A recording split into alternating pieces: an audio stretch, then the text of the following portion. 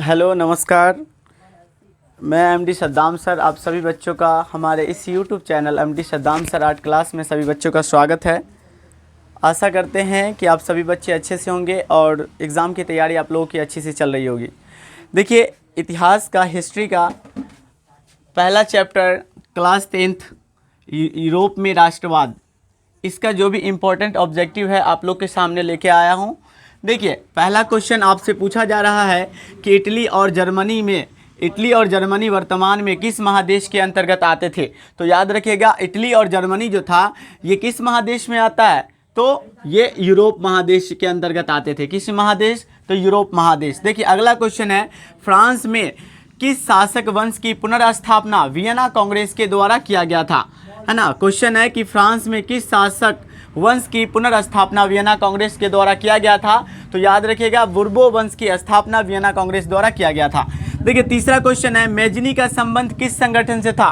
तो मेजनी का जो संबंध है वो कार्बोनारी नामक एक संगठन था, उससे था। देखिए, अगला क्वेश्चन 4 नंबर पे आइए, इटली और जर्मनी के एकीकरण के विरुद्ध, यानी इटली और जर्मनी जो एकीकरण होने के कगार पर था, तो इसके विरुद्ध में कौन सा देश खड़ा था। तो याद रखिएगा, ऑस्ट्रिया। यही जो था वो इटली और जर्मनी के एकीकरण का बाधा बन रहा था। देखिए आगे, अगला क्वेश्चन है कि काउंट काबूर को विक्टर इमैनुअल ने, याद रखिएगा एकदम इंपॉर्टेंट क्वेश्चन, कई बार आ चुका है बिहार बोर्ड के एग्जाम में, कि काउंट काबूर को विक्टर इमैनुअल ने किस पद पर नियुक्त किया था। तो याद रखिएगा कि प्रधानमंत्री के पद पर नियुक्त किया गया था। ठीक है, विक्टर इमैनुअल ने काउंट काबूर को किस पद पर, तो प्रधानमंत्री के पद पर। देखिए, अगला क्वेश्चन है 6 नंबर, गैरीबाल्टी पेशे से क्या था। तो गैरीबाल्टी पेशे से नाविक था। याद रखिएगा। देखिए, हम सभी बच्चों को कहते हैं ना, मन लगा के पढ़िए। देखिए, हमको लगता है ना, ऐसा ही है कि लड़के जो होते हैं ना, लड़कों की ज़िंदगी कैसी होती है। लड़कों की ज़िंदगी एक फूल की तरह होती है। देखिएगा कि फूल जब खिला रहता है ना, तो उसकी सुगंध और उसकी सुंदरता के लिए तमाम लोग उससे प्यार करते हैं, मोहब्बत करते हैं, है ना। अगर वो फूल अगर मुरझा जाते हैं तो फिर उसको क्या करते हैं, लोग फेंक दिया करते हैं। अगर आप जीवन में अगर सफल नहीं होगे, अच्छे से नहीं पढ़ोगे, अगर अपनी ज़िंदगी अभी से नहीं संभालोगे, तो याद रखना एक समय ऐसा आएगा जो फिर उसी तरह से, जिस तरह से फूल मुरझा जाता है तो लोग फेंक देते हैं, उसी तरह आपको भी फेंक दिया जाएगा। तो आप लोग एकदम मेहनत से, ईमानदारी पूर्वक अपने लिए पढ़ रहे हैं, अपने लिए अच्छे से पढ़िए, है ना, जिससे आपके माता पिता का मान सम्मान बढ़ता रहे। ठीक है, देखिए अगले क्वेश्चन की तरफ चलते हैं हम लोग, कि गैरीबाल्टी पेशे से क्या था, तो नाविक था।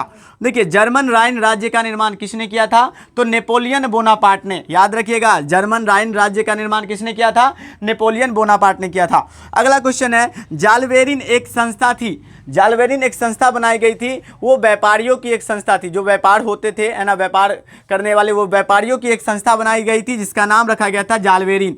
ठीक है, देखिए, रक्त और लौह, रक्त का मतलब खून, लौह मतलब लोहा, ये रक्त और लौह की नीति अपनाने वाले जो थे वो बिस्मार्क साहब थे। ठीक है, याद रखिएगा, रक्त और लौह की नीति किसने अपनाई थी, तो बिस्मार्क ने अपनाई थी। अगले क्वेश्चन की तरफ चलिए। देखिए, अगला क्वेश्चन हम लोग का है कि फ्रैंकफर्ट की संधि कब हुई थी।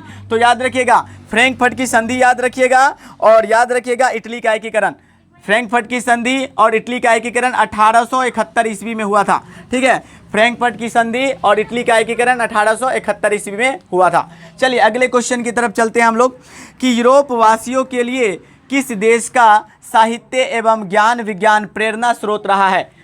क्वेश्चन क्या कह रहा है कि यूरोप वासियों के लिए किस देश का साहित्य एवं ज्ञान विज्ञान प्रेरणा स्रोत रहा है, तो वो यूनान का। ठीक है, याद रखिएगा, यूनान का जो साहित्य और ज्ञान विज्ञान क्षेत्र है, ये एक प्रेरणा स्रोत रहा है। देखिए अगले क्वेश्चन, कि 1829 की इंडियानोपुल की संधि किस देशों के साथ हुई थी। तो याद रखिएगा, तुर्की देश के साथ। ठीक है, 1829। ऐसे भी क्वेश्चन पूछता है कभी कभी, ध्यान दीजिएगा, इंडियानोपुल की संधि कब हुई थी, तो 1829 ईस्वी में हुई थी। ठीक है, अगले क्वेश्चन, सेडेवा का युद्ध किसके किसके बीच हुआ।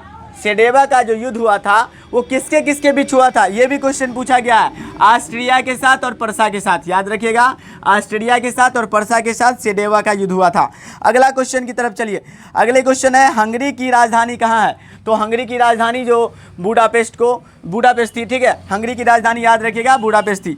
अगला है 15 नंबर, कि वियना सम्मेलन 1814 से 1815 ईस्वी में किया गया था। वियना में एक सम्मेलन किया गया था। ठीक है, ये 1814 से 1815 तक किया गया था। अगले क्वेश्चन 16 नंबर है, सेडान का युद्ध कब हुआ था? तो सेडान का युद्ध जो हुआ था वो 1870 में हुआ था। सेडान का युद्ध कब हुआ था? 1870 ईस्वी में हुआ था। देखिए यूनान जो स्वतंत्र हुए, ठीक है, यूनान जो स्वतंत्र 1832 में यूनान को स्वतंत्रता कब मिली? याद रखिएगा, स्वतंत्रता तो 1832 ईस्वी में, ठीक है, यूनान को स्वतंत्रता मिली थी, ठीक है। और इटली का एकीकरण बता दिए, याद रखिएगा 1871। और याद रखिएगा हीगेल नाम है, ये एक दार्शनिक थे, यह एक दार्शनिक थे। हीगेल एक दार्शनिक थे। यूनान स्वतंत्रता कब हुई? यूनान को स्वतंत्रता कब मिली? 1832 में मिली, ठीक है। तो देखिए ये आपका इस चैप्टर यूरोप में राष्ट्रवाद का पहला चैप्टर का ऑब्जेक्टिव जो इम्पोर्टेंट क्वेश्चन है, जो कई बार हमारे बिहार बोर्ड के एग्ज़ाम में पूछे जा चुके हैं, उन सभी क्वेश्चन को हमने आप लोगों को सारे क्वेश्चन करा दिए। इससे ओवर अगर इस चैप्टर से 1-2 क्वेश्चन हर एक साल रहते हैं, ये इतना अगर आप 18-19 क्वेश्चन हम आप लोग को बताएं, ये अगर आप कवर कर लेते हैं तो आपसे एक भी इस चैप्टर से अगर कोई पूछेगा तो इससे हट के नहीं पूछने वाला है, ठीक है।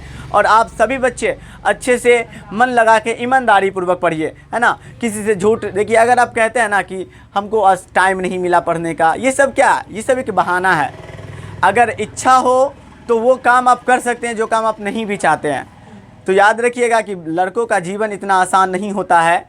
लड़कों का जीवन एक समझिए एक फूल की कली की तरह, फूल खिला रहता है, सब उससे प्यार करते हैं, उसका सुगंध लेते हैं। जब फूल मुरझा जाता है लोग फेंक देते हैं। आप अगर सक्सेस अगर पा लेते हैं तो सभी लोग आपको खोजेंगे, कोई नज़रअंदाज नहीं करेंगे। वही कि जब आप सक्सेस नहीं होते हैं तो सभी लोग आपको इग्नोर करके चले जाएंगे। तो हम आप लोग से आग्रह करते हैं कि जितने भी बच्चे हमारे इस यूट्यूब चैनल पर बने हैं या जो नहीं बने हैं, है ना, वो लोग भी अगर हमारे वीडियो को देख रहे हैं तो प्लीज़ आप लोग एक बार बढ़िया से इस क्लास को देख लीजिएगा। जो बच्चे मैट्रिक के एग्ज़ाम में इस 2024 में सम्मिलित होने वाले बच्चे हैं वो अच्छे से हमारा क्लास को देखते रहिए और हम आप लोगों के समक्ष, आप लोगों के बीच हमेशा आते रहेंगे। और आप लोग से गुजारिश है कि हमारे क्लास को ज़्यादा से ज़्यादा अपने दोस्तों के साथ शेयर करें और हमारे channel MD Saddam sir art class पर सभी बच्चे बने रहे। और हम आप लोगों के अच्छे मार्गदर्शन की तलाश में और अच्छे मार्गदर्शन दिला के रहेंगे। आप उम्मीद नहीं खोइए, है ना, उम्मीद हमेशा बरकरार रखिए, बना के रखिए। आगे बढ़ना आप लोग के हाथ में है। कोई भी इंसान दुनिया में आया आज वो महापुरुष कहलाता है तो यूं ही नहीं, वो उन्होंने मेहनत किया है, ठीक है। तो कोई ऐसा नहीं समझिए कि हमसे नहीं होगा, सभी काम आपसे ही होंगे। आप लोग ईमानदारी पूर्वक मेहनत से एकदम अपने काम का आगाज़ और अंदाज़ के साथ अपने काम पर ध्यान दीजिए और करते रहिए, ठीक है। फिर से हम मिलेंगे अगले वीडियो के साथ। और हमारे जो भी, देखिए जिन बच्चों को नहीं दिखाई दे रहा होगा वो अच्छे से देख लीजिएगा। सारे क्वेश्चन इंपॉर्टेंट है और सब हर एक एग्ज़ाम में, जितने बार एग्ज़ाम हुए आप प्रीवियस क्वेश्चन उठा कर देखिएगा तो हर एक एग्ज़ाम में 1-2 इस चैप्टर से 1-2 क्वेश्चन पूछे ही जाते हैं। तो फिर मिलते हैं आप लोग से नेक्स्ट वीडियो में। बस धन्यवाद।